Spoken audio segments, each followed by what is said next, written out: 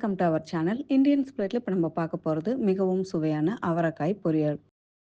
ஒரு பேனில் 2 table spoon oil. Oil நல்லா ஹீட் ஆன உடனே அரை ஸ்பூன் கடுகு. கடுகு நல்லா பொரிஞ்ச உடனே அரை ஸ்பூன் சீரகம், அரை ஸ்பூன் உளுந்து. இப்போ இதில் ஒரு மீடியம் சைஸ் பெரிய வெங்காயம் நல்லா பொடியாக கட் பண்ணி இதில் சேர்த்துக்கலாம். இதை லைட்டாக மிக்ஸ் பண்ணி விட்டுடுங்க.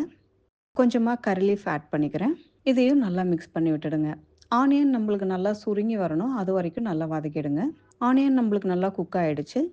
இப்போ 1/4 கிலோ அவரைக்காய் நல்லா பொடியாக கட் பண்ணி எடுத்துருக்கேன். அதையும் இதில் சேர்த்து நல்லா ஒரு 30 செகண்ட்ஸ் இந்த ஆயிலே நல்லா வதக்கி விட்டுடுங்க. 30 செகண்ட்ஸ் ஆயிடுச்சு. இப்போ இந்த காய்க்கு தேவையான 3/4 ஸ்பூன் உப்பு, 1/4 ஸ்பூன் மஞ்சத்தூள், அரை ஸ்பூன் மிளகாய்த்தூள், 1 spoon Kashmiri chilli powder, 1/2 spoon மல்லித்தூள், 1/4 ஸ்பூன் சீரகத்தூள்.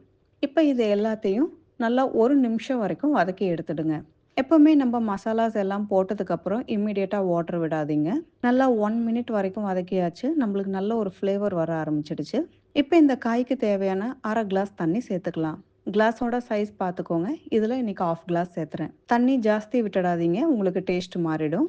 இப்போ இதோட குக்கிங் டைம் நம்மளுக்கு 6லேருந்து 7 நிமிஷம் ஆகும். ஆல்மோஸ்ட் 7 மினிட்ஸ் கிட்ட ஆக போகுது.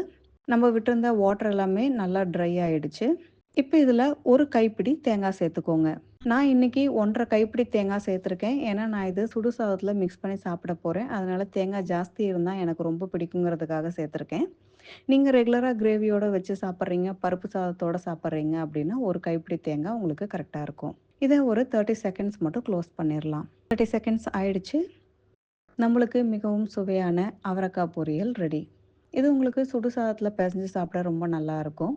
இது உங்களுக்கு தால் ஃப்ரையோட, தயிர் சாதத்தோட எல்லாத்தோடையுமே இது உங்களுக்கு ரொம்ப சூப்பராக இருக்கும். கண்டிப்பாக நீங்களும் இதை உங்கள் வீட்டில் ட்ரை பண்ணி பார்த்துட்டு எப்படி இருக்குது அப்படிங்கிற உங்களோட ஃபீட்பேக் எங்களுக்கு கமெண்ட்ஸில் கொடுங்க. மீண்டும் உங்கள் எல்லாரையும் அடுத்த வீடியோவில் சந்திக்கிறேன். நன்றி, வணக்கம்.